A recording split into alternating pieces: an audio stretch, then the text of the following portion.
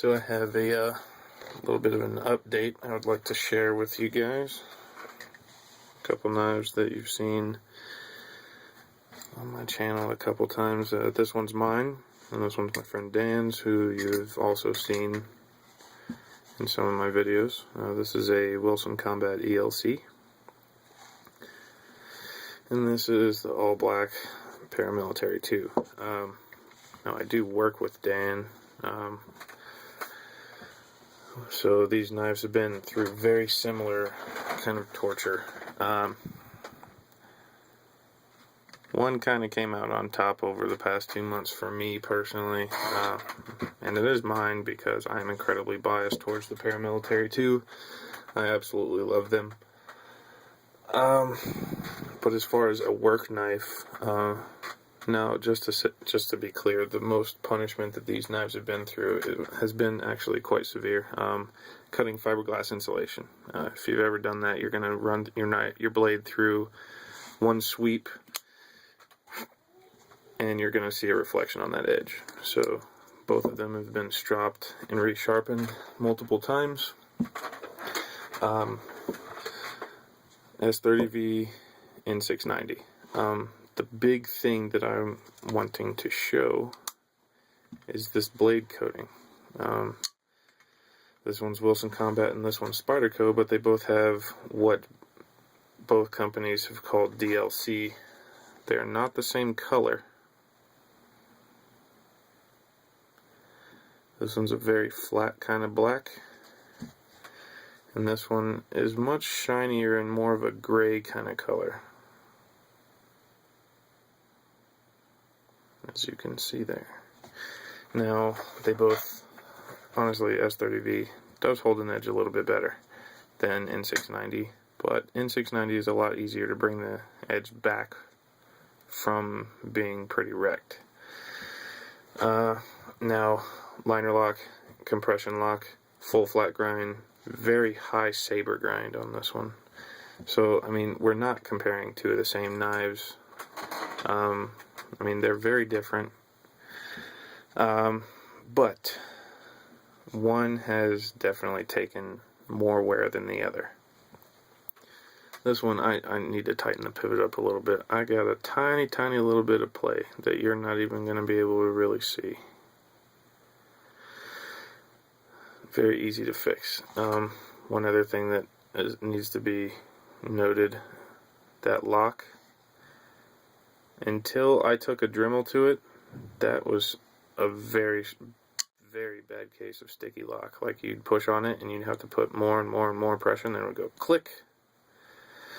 Now, it doesn't matter how hard you open it, it just kind of comes undone. All I did, I kind of dremeled a little bit of a lip off of the tang of the blade, and then I polished it, and now it works great. Now, it's incredibly easy to open and super smooth to close. Requires no flick of the wrist or anything. The detent is so great on this knife, you just kind of put some forward pressure on the thumb stud, and it just jumps out at you. The G10 on this was incredibly aggressive. Now that it's kind of used, or very heavily used, I should say, it's kind of smoothed out. It's kind of, I guess this one kind of is a little bit more grippy now. This one's smoothed out quite a bit. It's very reminiscent of the pattern that Cold Steel uses, like on their Recon ones. Very similar. And it's just, all the edges are kind of just rounded off and real smooth. It actually feels a lot better now that it's really used. This aluminum backspacer has taken quite a beating. You can see the liners in the backspacer. Pretty much all the black paint that was on there is gone, which I think it looks way cooler now. So the only thing that I cannot fix on this, which bothers me quite a bit, yep, see, I need to tighten that blade, that pivot.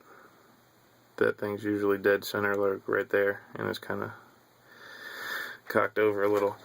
So the only thing that I can't fix, which bothers me incredibly, and I don't understand why it hasn't been set back yet, is this pocket clip. Those screws are not threaded into that liner. The G10's too thick and the screws are too short, so they just thread it straight into the G10. And as you can see, the top one up here is not keeping it still. Doesn't matter what you do, it just came that way, stripped out. I would have sent it back and had that fixed by now, but I mean, it's a work knife for Dan, and that's how it stays. But like I said, DLC, going through a lot of whooping. This knife has had the crap beat out of it, and it is still going so strong. Which, I can say the same for this one. That coating is ridiculous. Not a mark on it. Which is shocking to me. I mean, I didn't clean either of these knives before I started this video. I just started recording. The only thing that's kind of disappointing, which, as you know, if you're a Spyderco fan, the black that comes on like the FRN handled knives like these, the black that comes on these pocket clips wears off like really quick. Not so much the case with this one. You can see that I have slid across a bunch of concrete and scratched the crap out of it. But otherwise it's great. The screws, on the other hand, not so much. When I reach into my pocket and pull it out, my fingers pretty much always touch these two screws, so you could see that the paint is kind of gone off of them. Not so much on the other one. Somehow I don't touch that one as much. Now, having a blow-through design on this one is definitely beneficial, because working in the field that we do, there's always a bunch of drywall dust in my knife, and I could just put it up to my mouth and blow it out. Very convenient.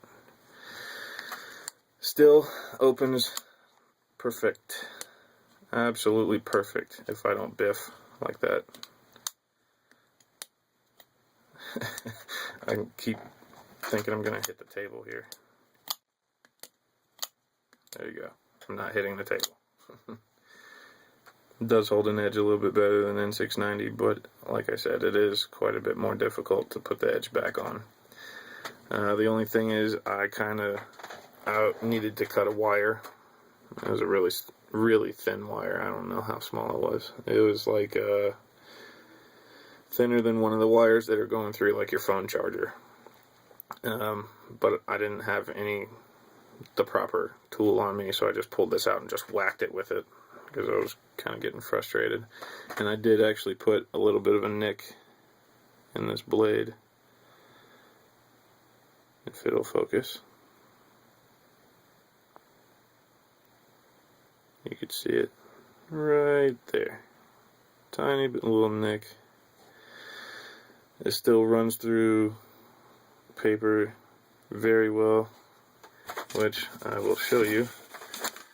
I don't have a phone book handy, so I mean, this will have to do if I can even do this in this much room. I mean, I have not really done much with this except for stropping it. It's just a laser beam. I haven't touched this knife in quite a while, and Dan doesn't know how to sharpen it, so I don't know how this is going to turn out, but I'm kind of curious anyway. I mean, the edge doesn't look bad, but this is a lot thicker blade. It kind of tears through it, but still, with the whooping that these blades have gone through, that's more than I could demand of it. So, there you go. A little bit of an update. The DLC is really the thing that I wanted to show, because it's just impressed the crap out of me with how durable that coating is. There you go. See ya.